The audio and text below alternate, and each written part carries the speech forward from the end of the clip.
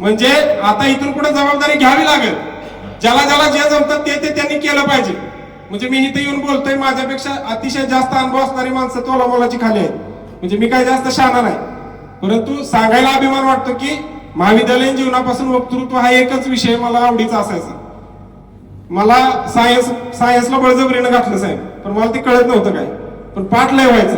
इन्स्पेक्शनला माणसं आले की साहेब मला टीचर उभं करायचे, जाधव सांगा. मी सांगायचो energy can neither be created nor be destroyed, it can transform from one form to another form. ही डेफिनेशन ऑफ थर्मोडायनॅमिक्स कोण असेल सायन्सचं तर त्यांना माहित असेल. हे मला आज बी पाठ आहे, पण ती कशावर खात्यात हे मला आज बी माहित नाही. म्हणजे एक चांगला वक्तृत्व मी देऊ शकतो संघटनेला, किंवा तशा पद्धतीचे शिबिर आपण घेऊ शकतो. मगाशी सांगितलं की जयराम महातो नावाचा एक सर्वसामान्य झारखंड मधला कार्यकर्ता वयाच्या 26व्या वर्षी आमदार होतो आणि 32व्या वर्षी एक पार्टी उभी करतो आणि 10 आमदार निवडून आणतो. ही ताकद कशाची असेल तर ही चळवळीमध्ये ताकद आहे. राजू शेट्टी साहेबांसारखा एक सर्वसामान्य माणूस उदगाव मध्ये आंदोलन करतो, जिल्हा परिषद सदस्य होतो, आमदार होतो, नवे तर 2 वेळा संसदेमध्ये जातो. ही ताकद चळवळीमध्ये आहे. आणि मग असंख्य वीर तर लढले, नवल काय ते घडले. धडा वेगळे शिर झाल्यावर धडही नुसते लढले, मुरारबाजी नाव तयाची अमर कहाणी त्याची, पहा चाळून पाणी आमच्या इतिहासाची. म्हणजे हा इतिहास हा वीराचा इतिहास आहे. आणि म्हणून महाराष्ट्रामधून आलोय म्हटल्यानंतर जो मान सन्मान पंजाबमध्ये लोक देतात का देतात? पानिपतावर मराठे माती खाऊन लढले हे त्यांना माहिती आहे. आणि आज या देशाची सीमा जर सुरक्षित असेल, भारताचा नक्षा जर व्यवस्थित दिसत असेल, तो केवळ मराठ्यांमुळे. मराठा म्हणजे जातीवाचक नाही, मराठा म्हणजे महाराष्ट्रातील जे सैनिक 1 लाख बांगडी त्या ठिकाणी फुटली असं म्हटलं जातं. म्हणजे हा वीरांचा असणारा इतिहास आहे. आणि भगतसिंगासारखा माणूस 23व्या वर्षी फासावर जाताना विचारलं त्याला, काय कशासाठी, देशासाठी, कोणतरी पुतळा बांधायचा का तुझा, कशासाठी जाशील? त्यावेळेस सांगितलं, मुझे फूलों से प्यार नहीं, मैं कांटों का दीवाना हूं, मैं जलने वाला दीप नहीं, जलने वाला परवाना हूं, मिट जाओ ऐसा बीज नहीं, बिक जाओ ऐसी चीज नहीं, जो सबकी मनचाही कर दे वो तांबे की ताबीज नहीं, मैं अपनी मस्ती में गाया अन गाया एक तराना हूं.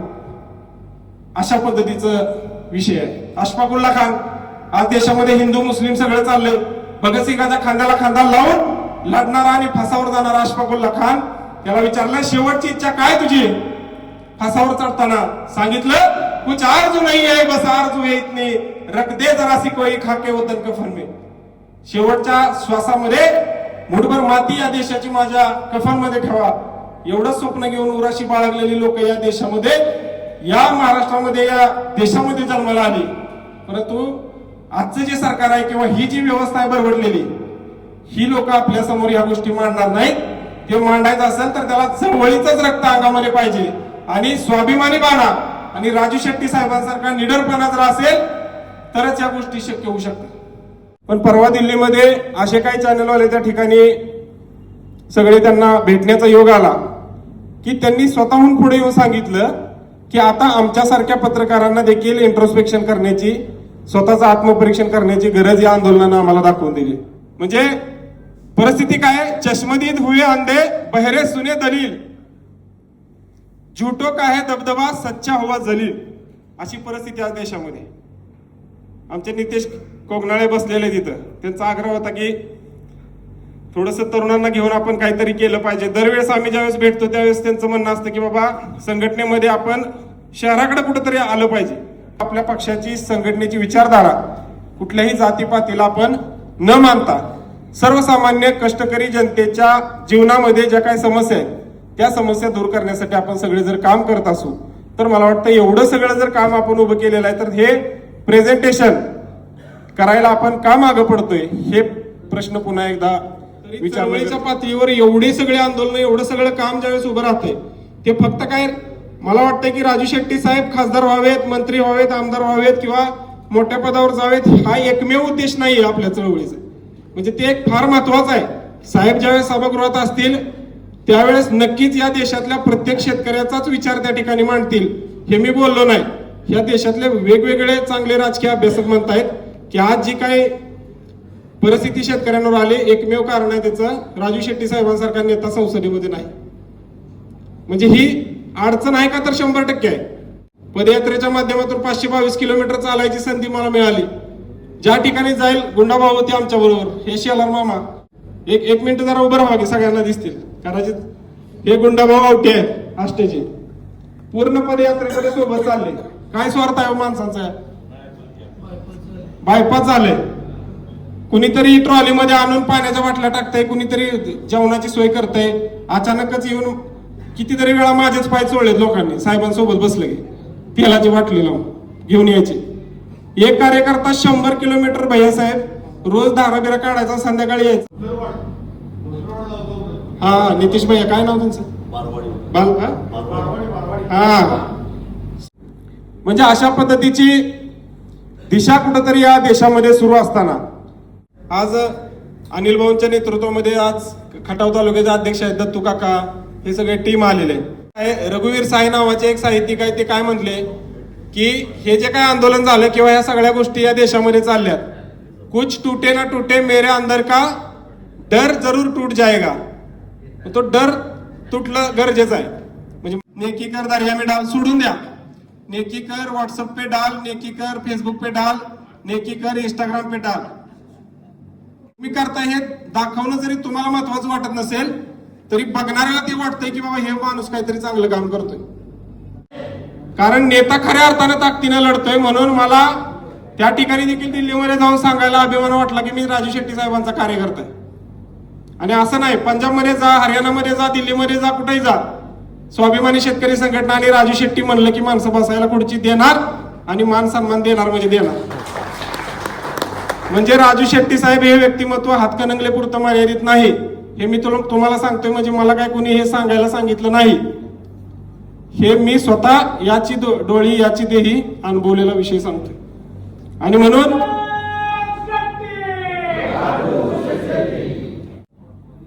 म्हणून गावागावामध्ये जाऊ, पुन्हा एकदा शेतकऱ्यांच्या पोरांना आवाहन करू की बाबांनो, तुमच्या हातामध्ये चकचकीत हे मोबाईल आले कुणामुळे आले? मगाशी गड्ड्यांवर साहेब म्हणले की आंदोलन झाली, एवढे लाखो करोडो रुपये शेतकऱ्यांच्या खिशामध्ये साहेबांच्या माध्यमातून या संघटनेच्या माध्यमातून आपण दिले. परंतु त्याच पोरांनी बघितलं लोकसभेच्या वेळेस साहेब, तीच पोरं आपल्याला ट्रोल करत होते, फेसबुकवर उलटे सुलटे मेसेज टाकणारी हीच पोरं होती. परंतु नंतर त्यांना जाणीव झाली की आपण काय चूक केलेली आहे. मग त्यांना ती चूक जर समजावून द्यायची असेल तर त्यांच्यामध्ये आपण गेलं, पुन्हा एकत्र जोडूया, काय अडचण आहे. म्हणजे स्वाभिमानी शेतकरी संघटना जर मस्तवाल कारखानदारांना जर शिस्त लावत असेल तर या तरुणांना थोडीशी भरकटलेली डोकी आहेत, त्यांना पुन्हा जर लाईनवर आणायला काय अडचण आहे आपल्याला? ह्या गोष्टी अशक्य नाहीत, शक्य आहेत.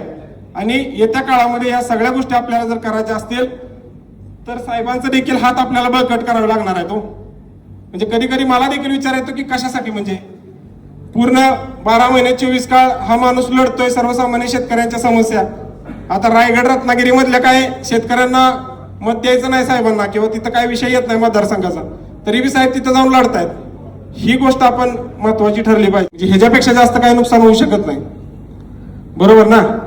आणि उपाशी पोटीच क्रांती जास्त होऊ शकते. स्वातंत्र्याच्या काळात पण जे लढलेले कार्यकर्ते काही लय प्रस्थापित घरातले नव्हते कुणीच, सगळे असेच गोरगरीब कष्टकरी उपाशी पोटी राहणारे खऱ्या अर्थाने तळमळ असणाऱ्या कार्यकर्त्यांनी स्वातंत्र्य दिले. पुन्हा एकदा या महाराष्ट्रामध्ये स्वातंत्र्याची लढाई लढायची असेल तर या तरुणांनी तर हत्यार उचलले. सगळ्यांनी मिळून पुन्हा ग्राउंडवर येऊया, होईल तेवढं ताकदीनं लढू आणि पुन्हा एकदा गेला जरी फुलांचा हंगाम दुर्देशी, आयुष्य राहिलेले जाळून मोहरूया, आता उठवू सारं रान. आता हे स्वराज्य उभं राहिलं ते जबाबदारी स्वीकारणाऱ्या मावळ्यांमुळे उभं राहिलं, हे मला सांगायचं. घोडखिंडीमध्ये बाजीप्रभू देशपांडे जर म्हणले असते की नाही महाराज एवढ्या वेळेस नको, पोराचं शिक्षण आहे, घरची परिस्थिती नाही, कुणाला तरी दुसऱ्याला इथं उभं करा, मला काय जमणार नाही, असं जर एखादा मावळा म्हणला असता तर हे स्वराज्य टिकलं असतं का? Leadership is a action not a position. साहेबांच्या नेतृत्वामधनं जर आपल्याला काय शिकायचं असेल तर साहेबांनी ज्या काय ऍक्शन घेत गेले वेळोवेळी, प्रत्येक आंदोलन असेल, प्रत्येक जी काय अडचण निर्माण झाली, लोक त्यांच्याजवळ आले. साहेब म्हटले नाहीत की मी एक फेसबुक पोस्ट टाकतो त्याच्यामधनं तुमचा प्रॉब्लेम सॉल्व्ह होईल. त्या ठिकाणी जाऊन लढले, नेतृत्व उभं केलं, लोकांना ताकद दिली, सरकारला प्रश्न विचारले आणि ते आंदोलन यशस्वी केलं. म्हणजे ऍक्शनला लय महत्व आहे. मग ती ऍक्शन दोन्ही बाजून असली पाहिजे. एक तर ग्राउंडवर करतोय ती ऍक्शन आणि एक तर आपल्या सोशल मीडियावर आपण त्या गोष्टी अपलोड करणारी ती ऍक्शन. म्हणजे आताच वेळ आहे की पुन्हा एकदा मुसंडी मारायला आपल्याला फार संधी आहे. कारण मगाशी म्हटल्याप्रमाणे जे काही तरुणांची अवस्था आहे ती फार अस्वस्थ आहे. नेता खऱ्या अर्थानं ताकदीनं लढतोय म्हणून मला त्या ठिकाणी देखील दिल्लीमध्ये जाऊन सांगायला अभिमान वाटला की मी राजू शेट्टी साहेबांचा कार्यकर्ता आहे.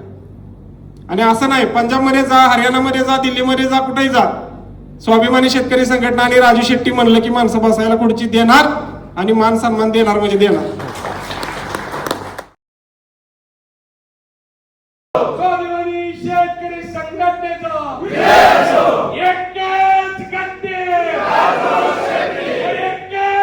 इथून पुढे जबाबदारी घ्यावी लागेल. ज्याला ज्याला जे जमतात ते त्यांनी केलं पाहिजे. राजू शेट्टी साहेबांसारखा एक सर्वसामान्य माणूस उदगाव मध्ये आंदोलन करतो, जिल्हा परिषद सदस्य होतो, आमदार होतो, नवे तर 2 वेळा संसदेमध्ये जातो. ही ताकद चळवळीमध्ये. म्हणून महाराष्ट्रामधून आलोय म्हटल्यानंतर जो मान सन्मान पंजाबमध्ये लोक देतात का देतात? पानिपतावर मराठे माती खाऊन लढले हे त्यांना माहिती आहे. आणि आज या देशाची सीमा जर सुरक्षित असेल, भारताचा नक्षा जर व्यवस्थित दिसत असेल, तो केवळ मराठ्यांमुळे. 1 लाख बांगडी त्या ठिकाणी फुटली असं म्हटलं जातं. म्हणजे हा वीरांचा असणारा इतिहास आहे. आणि स्वाभिमानी बाणा आणि राजू शेट्टी साहेबांसारखा निडरपणा जर असेल तरच या गोष्टी शक्य होऊ शकतात. मुश्किलों में है वतन, मुश्किलों में है वतन, सरफरोशी की शमा दिल में जला लो यारों, जिंदगी मौत ना बन जाए.